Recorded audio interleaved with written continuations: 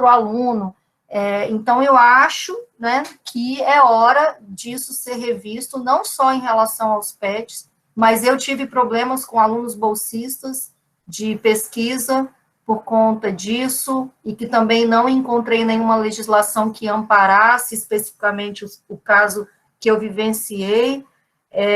Então, eu penso que na hora que a gente for discutir essa promoção e essa prevenção, e, sobretudo, a possibilidade desse cuidado ofertado pela universidade, passa por essas normativas que precisam ser revistas. Eu tendo a pensar que os grupos PET são um espaço potencializadores desse debate no âmbito da universidade, né? De que a força, a organização que os grupos PET têm, o lugar que o grupo PET tem dentro da universidade, seria um potencializador. E a sua questão é uma questão que me incomoda profundamente, assim, desde que eu entrei na universidade. Então, eu não sei te dizer como é que está hoje, eu não sei se Ana tem conhecimento, apesar de que isso não passa, né, pelos docentes, pela DUFS, eu não sei se a Denise pode falar se teve alguma mudança, mas eu penso que isso tem a ver com uma questão mais ampla de uma política que não existe. Bom, acho que eu posso contribuir um pouquinho nesse sentido. No semestre passado, quando o ensino remoto foi autorizado, né, pelo CEP, a resolução 30, que é a resolução que autorizava o ensino remoto, ela dizia que o estudante poderia não se matricular em nenhuma disciplina, né, no ensino remoto, caso ele tivesse algum problema, né, em assistir às aulas ou alguma outra questão, né, pessoal ou qualquer outra questão que envolvesse dificuldades de acesso, ele poderia não se matricular e ele não perderia o vínculo com a universidade, né. No entanto, estudantes que são, isso não era regulamentado pela 30, mas era regulamentado por uma resolução da PROAES, estudantes que são assistidos, né, que recebiam algum tipo de auxílio, algum tipo de bolsa da universidade, eles deveriam seguir uma regulamentação própria e sim, eles deveriam se matricular em pelo menos uma disciplina no EART, né. Essa questão chegou no PET, em uma das nossas reuniões, se no semestre, né, que terminou, o estudante do PET, ele poderia não se matricular e ainda continuar bolsista do PET. Bom, nós fizemos uma consulta à CESUMEC, e a resposta que nós tivemos é que o estudante, dadas as portarias de regulamentação do MEC, são portarias antigas, eram portarias de 2010, né, quando da fundação do PET, da implementação do PET, esses estudantes, eles precisam estar regularmente matriculados na universidade. E quando a gente vai verificar, né, os documentos da universidade, o regimento interno da universidade, a gente percebe que estudante regularmente matriculado é aquele que está efetivamente matriculado em disciplina. E o estudante, ele está regularmente vinculado, se ele não tiver matriculado em nenhuma disciplina, mas para estar devidamente, regularmente matriculado, ele precisa estar matriculado em disciplina. Então, essa foi a posição que nós tomamos no PET na época, né, para a gente não correr o risco, né, de prejudicar o PET do ponto de vista legal, né, infringindo uma regulamentação da CESU.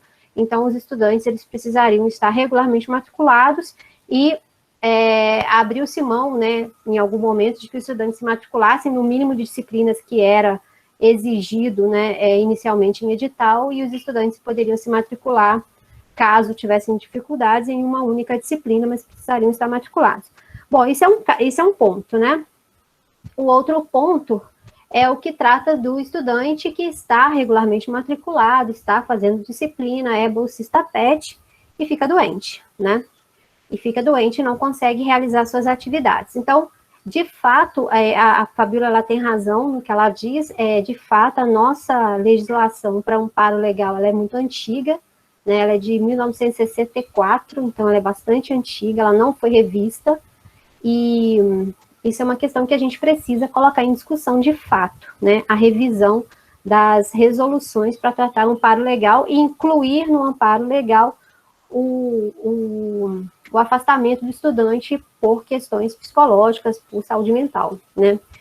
Me desculpe se eu uso o termo errado, mas eu estou aprendendo também ainda a usar corretamente. Bom, de fato, o que a gente percebe, assim, eu posso dizer isso, eu também, né, estou na gestão da Prograde há pouco tempo, mas quando eu era coordenadora de curso, eu passei por algumas situações desse tipo, nós tivemos estudantes em afastamento, por questões psicológicas, mas então, de fato, nós não temos regulamentação, mas nós temos uma prática na Prograde de conceder amparo a estudantes que estão em tratamento psicológico e psiquiátrico. Então, isso de fato ocorre. Então, eu posso dizer isso porque eu encaminhei vários estudantes para tratamento e esses estudantes receberam o afastamento pela Prograde, né, do amparo legal. Então, estudantes que estão em PIC, né, em PAE, estudantes que estão em acompanhamento acadêmico, por exemplo, que não poderiam se afastar, né, por estarem em processo de desligamento, esses estudantes conseguiram, né, nessa ocasião, afastamento por motivo de saúde mental, né, por tratamento psicológico psiquiátrico. Então, nós não temos uma regulamentação, Karen, que diz o estudante em afastamento por problemas de saúde mental, ele continua sendo bolsista PET. Nós não temos uma regulamentação, mas eu entendo que existe um entendimento, né, na Prograde de que realmente essa é uma questão que a gente precisa tratar e precisa discutir. Né? E como a Fabiola falou, de fato, o PET é uma instância importante, né?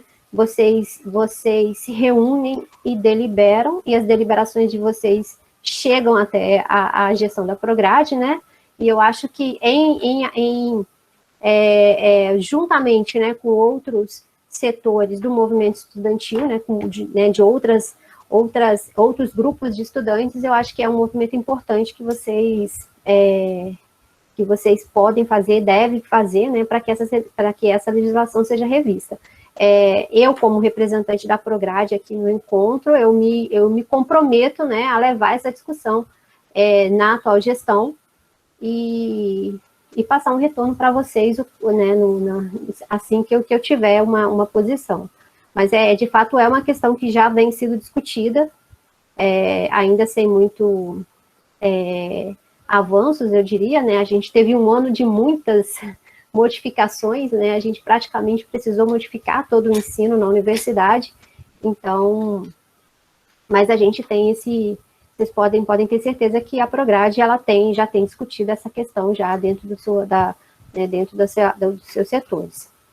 E, de alguma forma, né, os estudantes, eles são atendidos, né, os estudantes, eles não ficam desamparados quando chegam à Prograde, né, mas é claro que uma regulamentação traz mais segurança, né, principalmente para estudantes que são estudantes bolsistas, né? Então, a gente precisa de regulamentação, de fato. É isso. Acho que o Hélio está falando aqui no chat, ele quer falar. Noeli, só um segundinho que passar a palavra para o Hélio rapidinho. Beleza, obrigado, Saulo. Vocês estão me ouvindo? Só complementando, Fabiola, aí, você que estava falando da promoção da saúde, né? A situação é ainda mais preocupante, porque nós, como tutores, quando nós vamos homologar a bolsa do aluno, a gente responde um questionário, e neste questionário pergunta assim, o aluno cumpriu todas as atividades? Eu só tenho duas respostas, sim ou não. Eu não tenho uma possibilidade do aluno afastar. Né? Então, assim, se tivesse uma pergunta, o aluno cumpriu todas as atividades, ou por algum motivo está em regime domiciliar, né, e está com amparo legal, não tem essa opção. Então, assim, é uma mudança interna na universidade, mas também é uma mudança na normatização do próprio PET. Quer dizer, a gente tem que ter a possibilidade de, na hora, como tutor, é um problema de saúde mental também dos tutores, né? Que sabe, eu tenho que responder sim ou não, eu não tenho outra opção. E aí, às vezes, o aluno está em regime domiciliar, está protegido pela lei do regime domiciliar, e a resposta que eu dou é sim, ele está cumprindo, dado que ele está em regime domiciliar, mas na verdade não tem essa opção no formulário. É mais grave ainda, a situação é mais preocupante ainda, só isso. Obrigado, Saulo. Beleza. A Noeli fez uma pergunta, Denise.